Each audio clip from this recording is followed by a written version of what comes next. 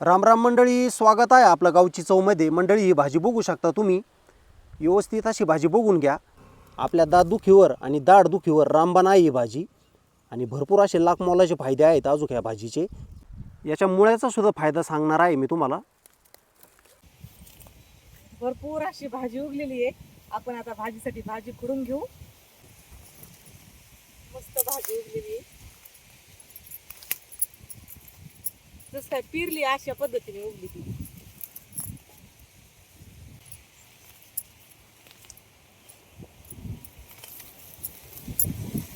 किती छान दिसते, पाहिली ना. कवळी नसलंच आहे.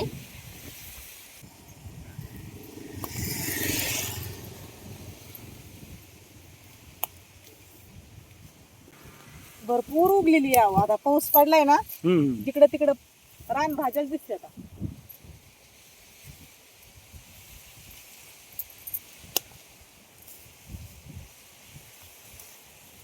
मी टोपली भरून अशी भाजी घेतली. आज जरशी पावसाने सुट्टी दिलेली आहे, ऊन पडलंय. आता मस्त आपल्याला आगड्याची भाजी बनवायची.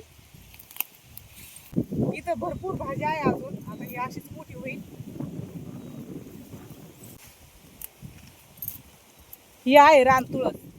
हिचा इतका छान वास येतोय ना, तिला हात जरी लागला ना त्याचा सुगंध पसरला इथं.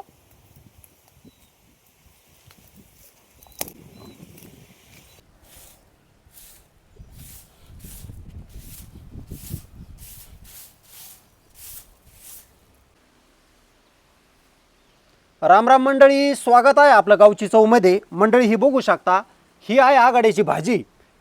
तर ह्या भाजीचा काय उपयोग आहे आपल्या शरीरासाठी?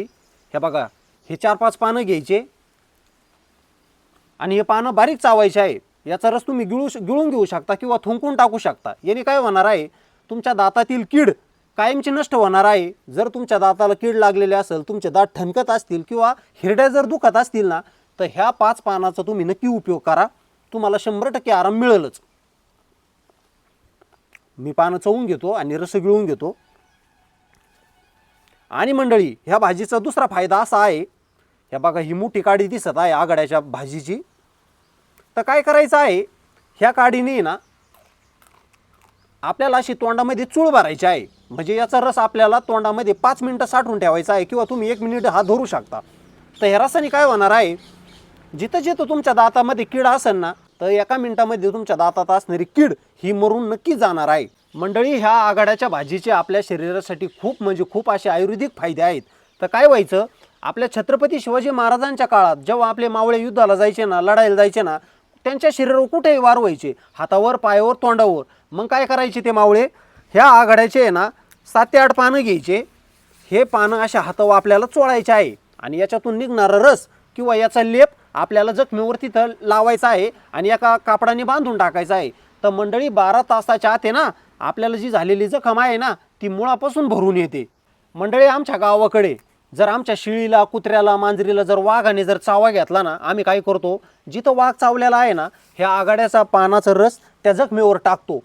म्हणजे त्या जखमेचं जे विष असतं ना, ते मेलं जातं ह्या आघाड्याच्या पानामुळं. त्या कुत्र्याचा, शिळीचा जीव 100% वाचत असतो. म्हणजे काय होतं, कुत्र्याला, शिळीला तिथं त्या जखमेवर, त्या जागेवर इन्फेक्शन होत नाही. मंडळी, ह्या आघाड्याच्या भाजीचे आणखीनही लाख मोलाचे फायदे आहेत. जर तुम्हाला श्वास घ्यायला तकलीफ होत असेल, तुम्हाला जर दम्याचा त्रास असेल, तर काय करायचं आहे, हे आघाड्याचं जे झाड दिसतंय ना तुम्हाला, 5 आघाड्याचे झाडं घ्या आणि याचं जे खोड आणि मूळ दिसत आहे ना, हे इथून आपल्याला कट करायचं आहे आणि हे स्वच्छ धुवून घेऊन एका पातेल्यामध्ये उकळायचं आहे. 2 कप पाणी घ्या, त्याचा उकळून 1च कप रस बनवा किंवा काढा बनवा आणि तो सकाळी सकाळी अनुषपोटी आपल्याला 5 दिवस प्यायचा आहे. तुमच्या दम्याला एकदम आराम पडेल आणि जो तुम्हाला श्वास घ्यायला त्रास होत आहे ना, त्याच्यावर ते एकदम रामबाण मानले जातात याचं खोड आणि याचे मुळं. ह्या आघाड्याच्या पानाचं तर काढा आहे ना, खूप आयुर्वेदिक आहे. याचे 10 ते 15 पानं घ्यायची एका माणसासाठी. 2 कप पाणी घ्यायचं आणि उकळून आपल्याला 1 कप बनवायचं आहे. तर ह्या पानाच्या काढ्यामुळं काय होणार आहे, तुमचं जे मेन फुफ्फुस आहे ना, आपण ज्या फुफ्फुसावर श्वास घेतो ना, फुफ्फुस असू द्या, लिव्हर असू द्या, किडनी असू द्या, आपलं सर्व शरीर हे पानं आहे ना आणि याचा काढा आहे ना, सर्व डिटॉक्स करतात. म्हणजे आपल्या शरीराचं संपूर्ण शुद्धीकरण हे आघाड्याचे पानं करत असतात. तर मंडळी, आघाड्याची भाजी खूप छान असते. ही भाजी आता उगून आलेली आहे आणि श्रावण महिन्यामध्ये आपल्या महादेवाला आपण ही आघाड्याची भाजी वाहतच असतो. ही भाजी जास्त श्रावण महिन्यामध्ये उगत असते आणि श्रावण महिन्यामध्ये आपण हे आघाड्याचे पानं आणि याचे तुरे आपल्या शिवशंकर महादेवाला वाहत असतो. याच्या काडीचा उपयोग, याच्या पानाचा उपयोग, याच्या मुळ्याचा उपयोग. मंडळी, ही जी आघाडीची भाजी आहे ना, आपण ही सर्वांनी खायची आहे. कारण की आघाड्याच्या भाजीला सर्वजण आवडीने खातात. आपल्या घरातील लहान मुलं तर खूपच आवडीने खातात. आणि मंडळी, आता पावसाळ्याचे दिवस चालू आहेत. आपल्या लहान बाळांना कफ, सर्दी, खोकला याचा त्रास असतो. पण जर तुम्ही ह्या आघाड्याच्या भाजीचं जर सेवन केलं तर तुम्हाला असू द्या, तुमच्या घरातल्या कुठल्याही व्यक्तीला असू द्या, मग वयस्कर व्यक्ती असू द्या किंवा लहान बाळा असू द्या घरात, 1ली, 2री, 5वीपर्यंत, तुम्ही त्यांना आहे ना ह्या आघाड्याच्या पानाचा काढा नक्की बनवून देत जा. ह्या आघाड्याची भाजी खायला देत जा. म्हणजे काय होईल, त्यांना जो कफ आहे, सर्दी आहे, खोकला आहे, याचा त्रास कमी होईल. भाजी बनवताना आणखीन याचे फायदे सांगणारच आहे. हनुमंतरायाचं दर्शन घेऊया. जय बजरंग बली.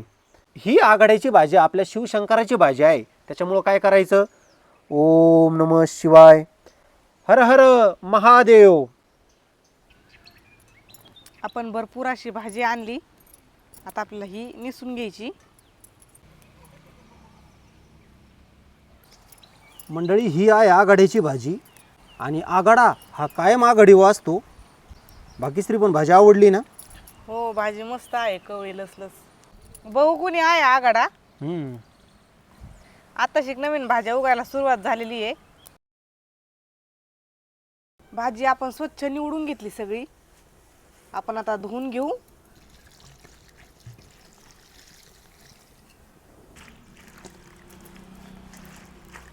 पालेभाज्या, रानभाज्या धुतल्याच पाहिजे.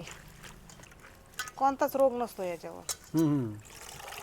मंडळी, या भाजीवर कुठलाच आजार नसतो, कुठलाच रोग नसतो. आपण 2 पाण्याने भाजी धुवून घेऊ. माती उडलेली असते त्याच्यामुळे कधी पण 2 पाण्याने भाजी धुवून घ्यायची. आपण इकडे चूल पेटून घेतली. कढई पण गरम झाली. आता कढईमध्ये तेल टाकून घेऊ.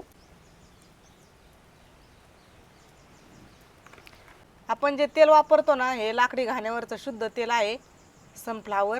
आपण याच्यामध्ये हिरवी मिरची आणि लसूण बारीक करून घेतलेला आहे ना, ते टाकून घेऊ. हिरवी मिरची कच्चीच बारीक करून घेतली.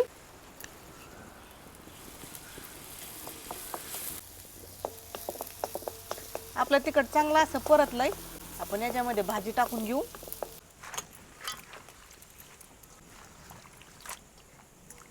चांगली 2 पाण्याने धुवून घेतली.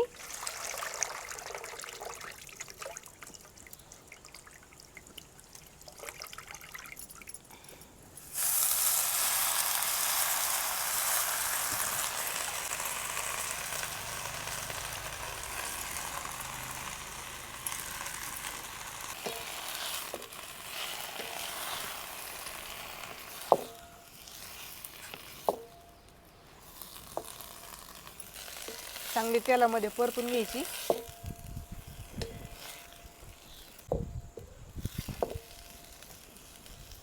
इकडे मुगाची डाळ भिजायला टाकली होती, ती पण टाकून घेऊ.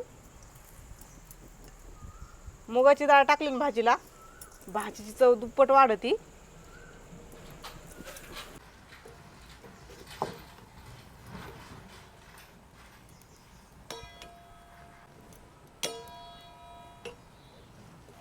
भाजीमध्ये मीठ टाकून घेऊ.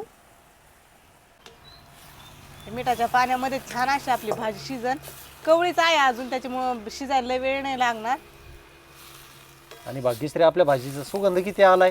हो, मस्त आलाय. सर्व दूर सुगंध दरवळलाय. हो, भाजीला मिठाचं चांगलं असं पाणी सुटलंय. एवढ्या पाण्यामध्येच आपली भाजी शिजून निघन, कवळी आहे त्याच्यामुळं.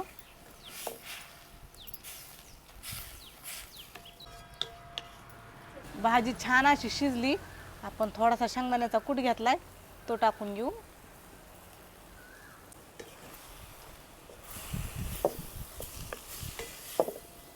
आता बघा भाजी कशी लागते खायला, एकदम टेस्टी. आपण तर भाग्यश्री खूपच वाट बघितली या भाजीच्या. हो, आता 5 मिनिटं अशीच आरावर ठेवायची भाजी. कढई खाली उतरून घेऊ. तुम्ही आपल्या गरम गरम भाजीची चव घ्या. हो, आणि मला सांगा भाजी कशी झाली आपली.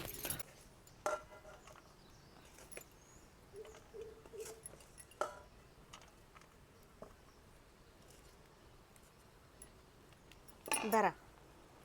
तर मंडळी मी तुम्हाला विनंती करतो, आपली आघाडीची भाजी तयार झालेली आहे, तर तुम्ही आठवणीने जेवायला.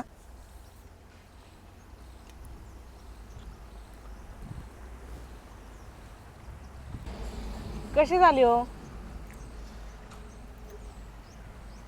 खूपच छान भाग्यश्री भाजी झाली. छान झाली ना? चवदार लागते भाजी खायला. खूप म्हणजे खूप चवदार. मंडळी मी तुम्हाला शब्दात सांगू शकत नाही, इतकी चविष्ट भाजी झालेली आहे. मंडळी भरपूर अशा आयुर्वेदिक रानभाज्या आहेत त्या चव देतात, पण ही आघाडीची भाजी खूपच चव देते. आघाडा हा आघाडीवरच असतो. भाजी खूप छान झाली भाग्यश्री. पण काही म्हण, आज तुला 100 पैकी 100 मार्क, कारण की इतकी काय स्वादिष्ट भाजी बनवली तू. अप्रतिम. कुठल्याच हॉटेलमध्ये अशी भाजी भेटायची नाही आपल्याला. मस्त झाली ना? लय छान. मंडळी काल परवा 2-3 दिवस भाज्या बनवल्या पावसामध्ये. आम्हाला गरमागरम भाकरी बनवायच्या होत्या, त्याच्यामुळे तुम्हाला काय जेवताना मी दाखवलं नाही, भाजीची चव घेताना मी दिसलो नाही.